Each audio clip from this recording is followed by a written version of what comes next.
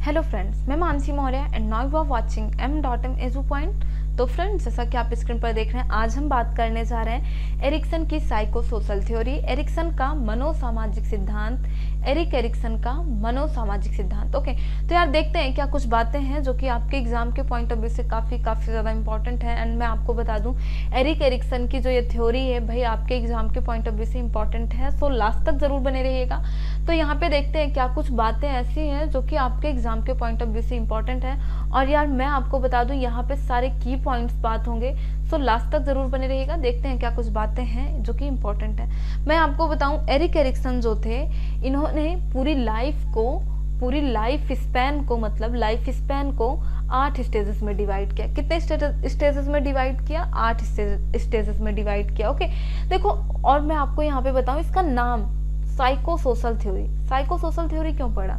तो देखो, यहाँ पे जो एक बच्चा होता है, वो आप जैसा कि जानते हो कि भाई एक ह्यूमन बीइंग्स है, तो वो बॉक्स में नहीं रहता है, वो समाज में रहता है, सोसाइटी में रहता है, और जो कुछ भी होता है वो सोसाइटी की वजह से कहीं ना कहीं होता है। ओके, तो देखो यहाँ पे ये जो बच्चा होता है, इसके बच्चे के मन पे सोसाइटी का प्रभाव पड़ता है, सोसाइटी का इफेक्ट पड़ता है। ओके, तो दैट्स वाई इसे एरिक एरिक्सन ने कौन सा सिद्धांत का है भाई? मनोसामाजिक सिद्धांत का है। कौन सा सिद्धांत का है? मनोसामाजिक सिद्धांत का है। क्यों कहा है? क्योंकि बच्चे के मन पे समाज का कुछ प्रभाव पड़ता है। और यहाँ पे इन्होंने दी है 8 स्टेजेस।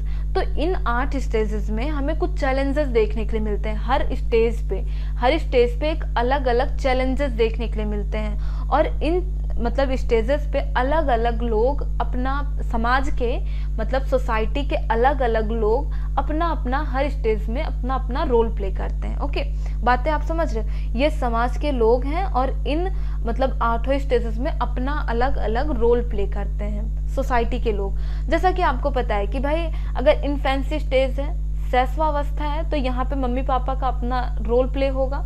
ओके, ये फिर कैसे, यहाँ पे जो कुछ चैलेंजेस हैं, यहाँ पे अगर मम्मी पापा मतलब सोसाइटी के जो लोग हैं, ये अगर पॉजिटिव रोल प्ले कर रहे हैं, बातें ध्यान से सुनिएगा, अगर पॉजिटिव रोल प्ले कर रहे हैं तो यहाँ पे ये बच्चे का जो आउटकम होगा ये भी पॉजिटिव होगा।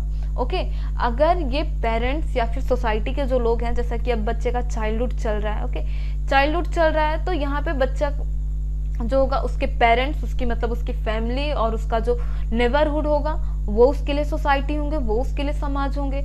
इसका बच्चे पे प्रभाव पड़ेगा, मतलब परिवार का प्रभाव पड़ेगा बच्चे के मन पे, पड़ोस का प्रभाव पड़ेगा बच्चे के मन पे।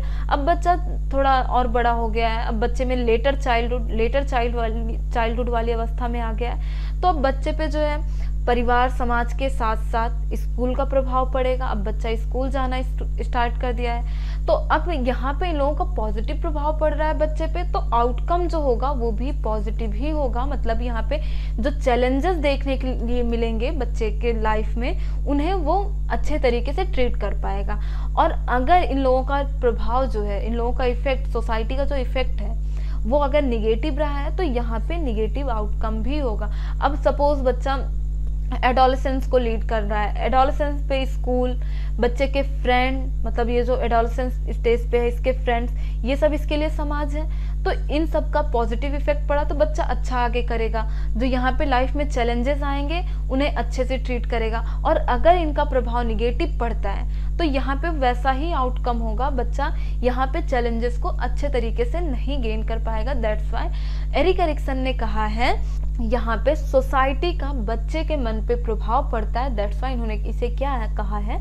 मनोसामाजिक सिद्धांत कहा है। और यार अगर अभी तक बातें क्लियर नहीं हुई हैं तो हम इन 8 स्टेजेस को अलग अलग देखते हैं, यहाँ पे सारी बातें आपकी क्लियर हो जाएंगी। बस लास्ट तक जरूर बने रहेगा। और चैनल पर नए हैं तो चैनल को सब्सक्राइब कर लीजिएगा, बेल आइकन पर प्रेस कर लीजिएगा। ओके, तो यहाँ पे देखते हैं मनोसामाजिक सिद्धांत, as you know Erik Erikson ने दिया था। ओके, एरिक एरिक्सन का मानना यह भी था कि हर स्टेज पे उसके पहले वाली स्टेज का प्रभाव पड़ता है। हाँ जी बिल्कुल, बातें क्लियर रखिएगा। अगर अब यहाँ पे देखिए, बच्चा जैसे इन्फेंसी स्टेज में है, तो यहाँ पे उसके मम्मी पापा उसके साथ कैसा व्यवहार किए हैं, उनका पॉजिटिव प्रभाव पड़ा है या फिर निगेटिव प्रभाव पड़ा है। तो इन्फेंसी से जब बच्चा चाइल्डहुड में जाएगा तो इसका इन्फेंसी वाला स्टेज का प्रभाव चाइल्डहुड पे पड़ेगा ही पड़ेगा। बातें क्लियर रख रहे हैं। मतलब ये जो लाइफ की फर्स्ट स्टेज है, सेकेंड स्टेज है, बच्चे की फर्स्ट स्टेज कैसी रही है, अच्छी रही है, बेकार रही है, इस फर्स्ट स्टेज का उसकी सेकंड स्टेज पे प्रभाव पड़ेगा। अब बच्चा लाइफ की थर्ड स्टेज में आता है तो उसकी सेकंड स्टेज कैसी रही है, अच्छी रही है, बेकार रही है, पॉजिटिव रही है, निगेटिव रही है, वो थर्ड स्टेज पे भी इफेक्ट डालेगी। एरिक एरिक्सन का ऐसा मानना था। ओके, उम्मीद करती हूँ यहाँ पे ये सारी बातें आपको क्लियर हुई होंगी कि इन आठों स्टेज में बच्चे की लाइफ में उसकी सोसाइटी के मतलब कुछ अलग अलग लोगों के अपने रोल प्ले होते हैं, अपने अलग अलग रोल निभाते हैं, और ये लोग अपना रोल अगर अच्छे से प्ले करते हैं तो पॉजिटिव आउटकम मिलता है, और अगर यही लोग अपना रोल मतलब निगेटिव वे में प्ले करते हैं, निगेटिव वे में रोल प्ले करते हैं, तो आउटकम भी बच्चे का निगेटिव होगा। एंड यहाँ पे आप देख सकते हैं एरिक एरिक्सन को। ओके, आगे चलते हैं। यहाँ पे हम देखते हैं लाइफ की फर्स्ट स्टेज जिसे हम बोलते हैं ट्रस्ट बेस्ड मिसट्रस्ट, जिसे एरिक्सन ने बताया था विश्वास बनाम अविश्वास की अवस्था होती है। ये टाइम पीरियड होता है जन्म से लेके कुछ 17 या 18 महीने तक का। यहाँ पे एक्चुअली होता क्या, बच्चा छोटा होता है, 17 या 18 महीने का बच्चा होता है, तो यहाँ पे एज यू नो वो इन्फेंसी स्टेज में है, तो वो अभी बहुत ज़्यादा दुनिया तो नहीं देखा है, उसके लिए समाज क्या है, उसके मम्मी और पापा उसके समाज है। तो यहाँ पे बच्चे में विश्वास और अविश्वास का भाव विकसित होता है। कैसे विकसित होता है विश्वास और अविश्वास का भाव? अब जैसे छोटा बच्चा है, उसको बच्चे को मतलब उसके मम्मी पापा से बराबर प्रेम और स्नेह मिलता है, तो बच्चे में विश्वास का भाव उत्पन्न होता है। बच्चे में कैसा भाव उत्पन्न होता है भाई? विश्वास का भाव उत्पन्न होता है। अब जैसे बच्चा रो रहा है या फिर उसके भूख लगी है, तो मतलब उससे मम्मी पापा उसकी वेल केयर कर रहे हैं, तो यहाँ पे बच्चे में विश्वास का भाव उत्पन्न होता है। और वहीं अगर उसके माता पिता बच्चे को रोता बिलखता ऐसे छोड़ के चले जाएं, तो बच्चे में अविश्वास का भाव उत्पन्न होता है। और यहाँ पे जो भाव उत्पन्न होता है, जैसे अगर बच्चे की ठीक से केयर की गई, उसे प्रेम और स्नेह बराबर मिला, तो यहाँ पे जो बच्चे में विश्वास का भाव उत्पन्न होगा ना, ये पूरा आगे लाइफ टाइम ऐसे कंटिन्यू होता रहेगा। आगे ये बच्चा लोगों पे विश्वास कर सकेगा। और आपने देखा है ना, कुछ लोग होते हैं जो मतलब इजीली लोगों पे ऐसे भरोसा कर लेते हैं, और कुछ लोग होते हैं बहुत मुश्किल से लोगों पे विश्वास करते हैं। तो ये सब इसका सबका यही कुछ ना कुछ कारण है। ओके, तो यहाँ पे अगर बच्चे को शुरू में ऐसे रोता बिलखता छोड़ दिया गया, तो बच्चे में अविश्वास का भाव उत्पन्न होगा, और ये फिर अविश्वास का भाव भी आगे कंटिन्यू होगा। ओके, आगे चलते हैं सेकेंड स्टेज पे। आत्मनिर्भरता बनाम लज्जा, autonomy based same and doubt. ये टाइम पीरियड होता है 18 महीने से लेकर कुछ 3 वर्ष तक का। बच्चा कहीं ना कहीं अर्ली चाइल्डहुड में है।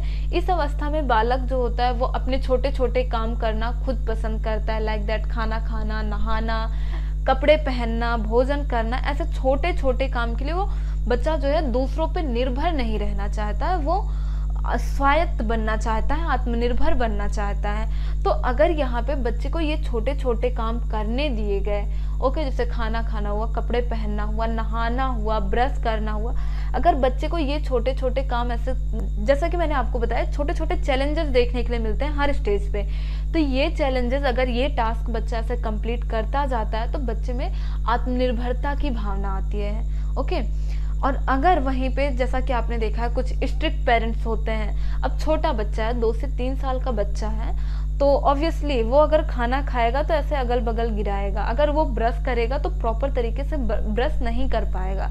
तो अगर जो ये स्ट्रिक्ट पेरेंट्स होते हैं, अगर ये बच्चे को वहीं पे डांट फटकार लगाते हैं, ओके, उन्हें वो काम नहीं करने देते हैं, तो यहाँ पे बच्चा कहीं ना कहीं शक करने लगता है अपने ऊपर कि वो कहीं ऐसा तो नहीं है कि वो ये सारे काम कर भी सकता है या नहीं। उसमें लज्जा का अनुभव होगा। जैसे आप ऐसे याद रखिए, 2 भाई या 2 बहन है, जैसे एक 5 साल का है, एक 2 साल का है। तो एज यू नो, जो 5 साल का है वो तो ब्रश वगैरह ये छोटे छोटे काम खुद से कर ही लेगा, लेकिन ये जो 2 साल का बच्चा है, ये ऐसे छोटे छोटे काम खुद से नहीं कर पाएगा। लेकिन अगर उसके पेरेंट्स उसको डांटते हैं, उसको ये सारे काम नहीं करने देते हैं, तो बच्चा लज्जा का अनुभव करेगा कि बड़ा भाई तो ये सारे काम कर रहा है, बड़ी बहन तो ये सारे काम खुद से करती है, लेकिन मुझे नहीं करने दिया जाता। उसे लगेगा कि ये सब मैं शायद कर ही नहीं सकता या कर ही नहीं सकती। तो यहाँ पे डाउट की फीलिंग आएगी, सेम की फीलिंग आएगी। और अगर वहीं पे उसे ये सारे काम करने दिए जाते हैं, तो वो स्वायत्त बनेगा, आत्मनिर्भर बनेगा। ये है लाइफ की सेकंड स्टेज जिसे एरिक्सन ने बताई थी। थर्ड स्टेज पे चलते हैं, पहल बनाम दोस्त। पहल बनाम दोस्त इनिशिएटिव वेस्गिल्ड 3 से 5 वर्ष की अवस्था है। यहाँ पे बच्चा जो होता है, अब भाई थोड़ा बड़ा हो गया है बच्चा, 3 से 5 वर्ष का बच्चा है। अब बच्चे में क्यूरियोसिटी आएगी, बच्चा एकदम से उत्सुक रहेगा चीज़ों को जानने के लिए। बच्चा हर चीज़ के एग्जिस्टेंस के बारे में जानना चाहेगा, वो हर चीज़ के एग्जिस्टेंस के बारे में पूछेगा कि ऐसा है तो क्यों है। तो वहीं पे कुछ पेरेंट्स होते हैं, उसकी जो क्यूरियोसिटी होती है उसको सेटिस्फाई करते हैं, उसको बताते हैं कि हाँ भाई अगर आसमान में तारे निकले हैं तो क्यों निकले हैं, बॉल उछालने पे अगर ऊपर से नीचे क्यों आती है, सारी चीज़ें नीचे गिर के ही क्यों आती है। बच्चे में ऐसे ढेर सारे क्वेश्चन ऐसे भरे होते हैं, बच्चे क्यूरियस होते हैं जानने के लिए कि हर चीज़ पृथ्वी पे ऐसे नीचे ही क्यों आती है, टीवी में लोग कहाँ से आ जाते हैं। तो उसे बच्चे को बताना चाहिए, उसकी क्यूरियोसिटी को सेटिस्फाई करना चाहिए। बच्चे को बताना चाहिए कि ये चांद तारे कैसे निकल आते हैं, आसमान में तारे क्यों निकलते हैं, ओके, चिड़िया आसमान में क्यों उड़ती है, इंसान क्यों नहीं उड़ सकता है।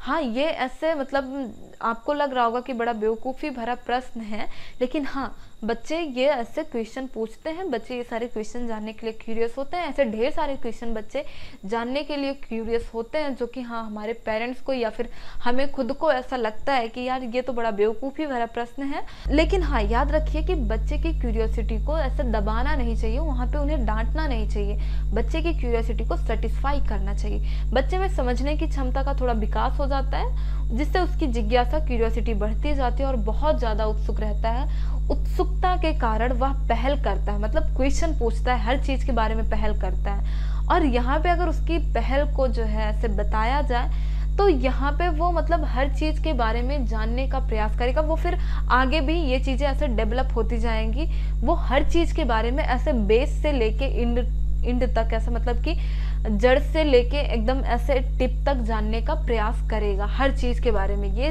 मतलब फिर ये आगे तक के लिए डेवलप हो जाएगा। लेकिन अगर वहीं पे उसकी उत्सुकता को, उसकी क्यूरियोसिटी को ऐसे दबा दिया गया, ऐसे आपने देखा है ना बच्चों को पेरेंट्स डांट देते हैं कि ये तू मतलब कैसे कैसे क्वेश्चन पुटअप करता है, बेवजह का क्वेश्चन पुटअप करता है, चुपचाप बैठ जा, तुम्हें इतनी भी अकल नहीं है कि टीवी में लोग कहाँ से आ जाते हैं। तो बच्चे को वहाँ पे ना थोड़ा सा गिल्ट फील होगा, द्वेष की भावना आएगी और दोबारा फिर बच्चा ऐसे पहल करना छोड़ देगा, बच्चे की क्यूरियोसिटी दब जाएगी। तो ये रही थर्ड स्टेज। तो यहाँ पे ये चैलेंजेस हैं बच्चे की लाइफ में, इनिशिएटिव विथ गिल्ट, पहल बनाम दोस्त। जैसा कि मैंने आपको बताया था कि ये जो सोसाइटी के लोग हैं इनका अपना अपना रोल होता है। ये लोग हर स्टेज में, जैसा कि ये वाली स्टेज है 3 to 5 ईयर वाली, ये जो स्टेज है यहाँ पे टीचर का रोल प्ले होगा, है ना, मतलब आप पूरा स्कूल ले लीजिए, स्कूल का रोल प्ले होगा, पेरेंट्स का रोल प्ले होगा, है ना, ऐसे पूरी फैमिली एंड नेबरहुड का भी थोड़ा बहुत रोल प्ले होगा। तो अगर इन लोगों का जो रोल है ये पॉजिटिव रहा तो आगे बच्चा ये मतलब इनिशिएट कर पाएगा हर चीज़ को, हर चीज़ में पहल कर पाएगा। अदरवाइज वो जीवन भर दोष भाव ऐसे उत्पन्न होता रहेगा। ओके, एंड परिश्रम बनाम हीनता, इंडस्ट्री बेस्ड इंफीरियोरिटी, ये है टाइम पीरियड 6 से 12 वर्ष का। यहाँ पे बच्चा थोड़ा और बड़ा हो गया है, बच्चा अलग अलग कौशल सीखना चाहेगा, अलग अलग चीज़ें सीखना चाहेगा। ओके, बौद्धिक कौशल जिसे हम बोल सकते हैं, और यहाँ पे अलग अलग तरीके का ज्ञान हासिल करना चाहेगा। ओके, बच्चा अपनी ऊर्जा को बौद्धिक कौशल और ज्ञान हासिल करने की दिशा में मोड़ देता है। और ये जैसा कि मैंने आपको बताया, बौद्धिक कौशल, ज्ञान, अगर इन सब में इस बच्चे को सफलता मिल जाती है तो बच्चा ऐसे सफलता का आदी हो जाएगा, उसे परिश्रम की आदत लग जाएगी। वो हर काम को ऐसे मतलब उसे लगेगा कि ठीक है यार, मतलब ऐसे वो बार बार उसे सफलता मिलती जा रही है तो वो मतलब परिश्रम का आदी बन जाएगा।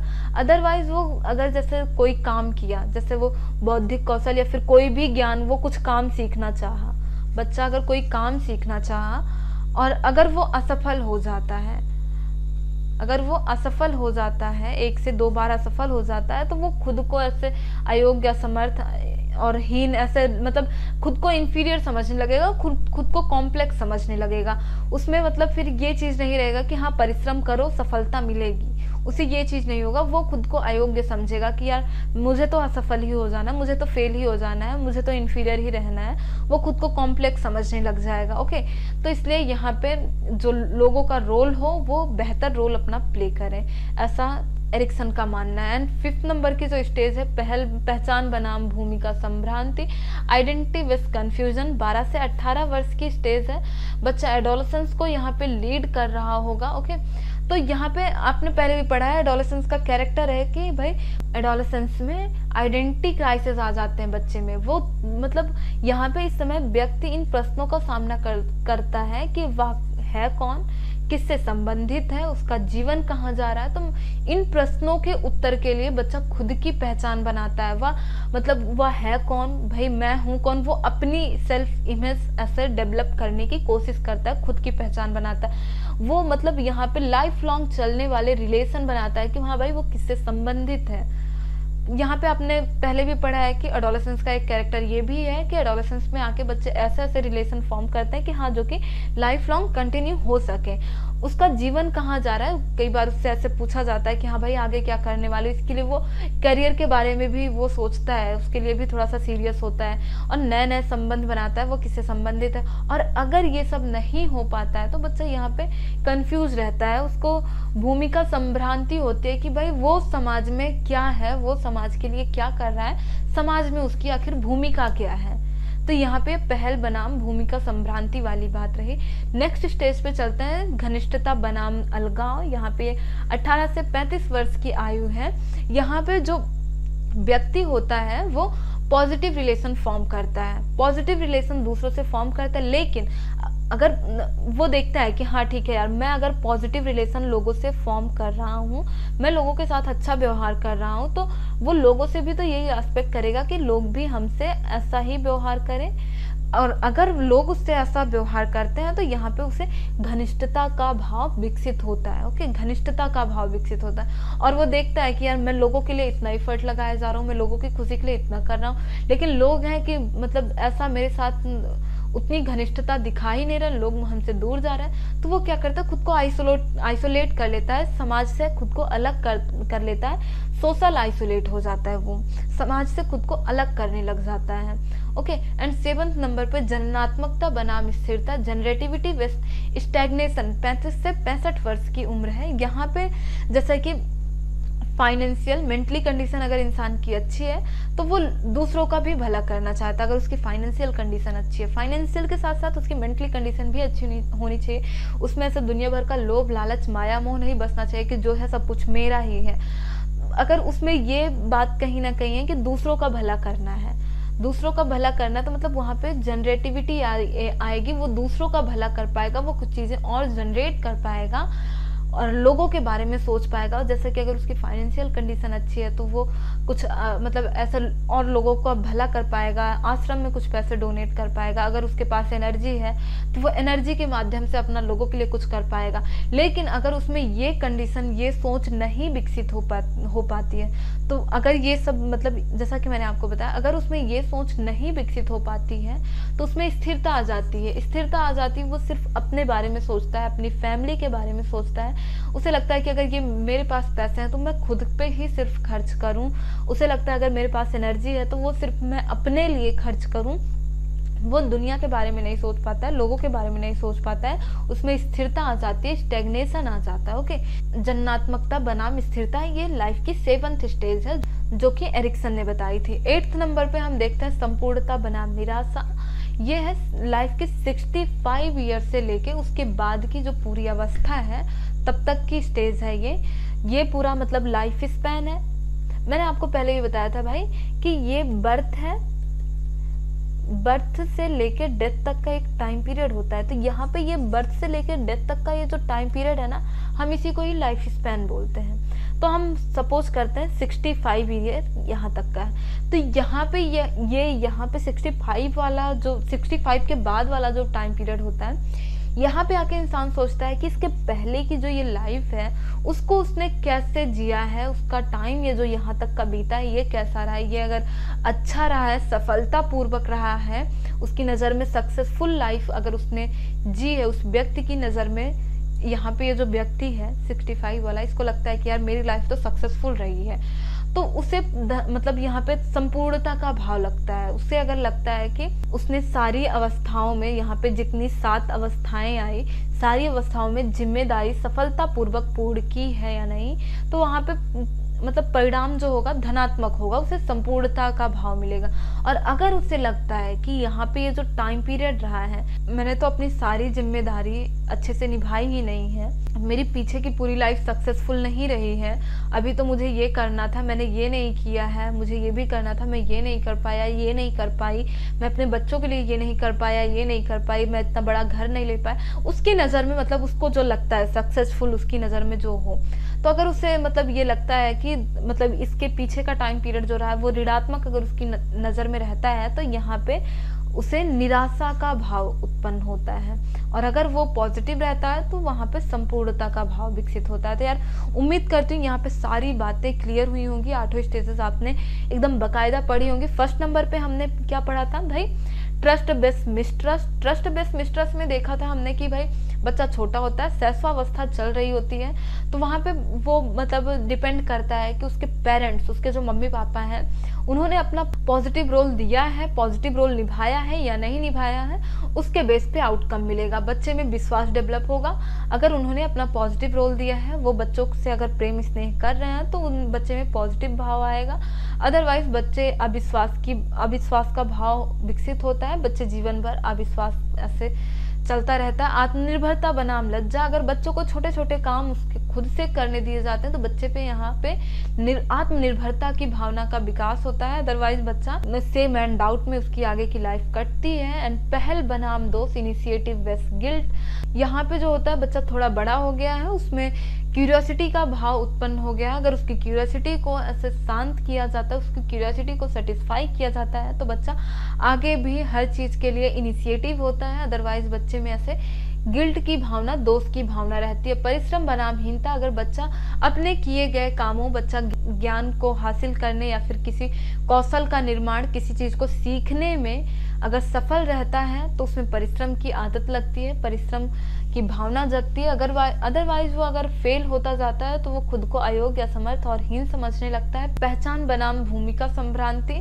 बच्चा अगर मतलब यहाँ पे जैसा कि मैंने आपको पहले ही बताया था कि एडोलेसेंट आइडेंटिटी क्राइसिस आ जाते हैं बच्चे में। बच्चा खुद की इमेज बनाना चाहता है, अगर वो खुद की इमेज बनाने में सफल रहा तो अच्छा, अदरवाइज उसमें ये कंफ्यूजन आ जाता है कि वो समाज के लिए क्या है, समाज में उसका रोल क्या है। घनिष्ठता बनाम अलगाव, यहाँ पे जो व्यक्ति होता है वो अगर उसका रिलेशन लोगों से अच्छा रहा तो यहाँ पे घनिष्ठता का भाव उत्पन्न हो जाता है। और अगर लोग उससे घनिष्ठता का भाव नहीं रखते हैं, अगर लोग उससे घनिष्ठता का भाव नहीं रखते हैं तो यहाँ पे वो खुद को सोशल आइसोलेट कर लेता है, वो समाज से मतलब नहीं रखता है।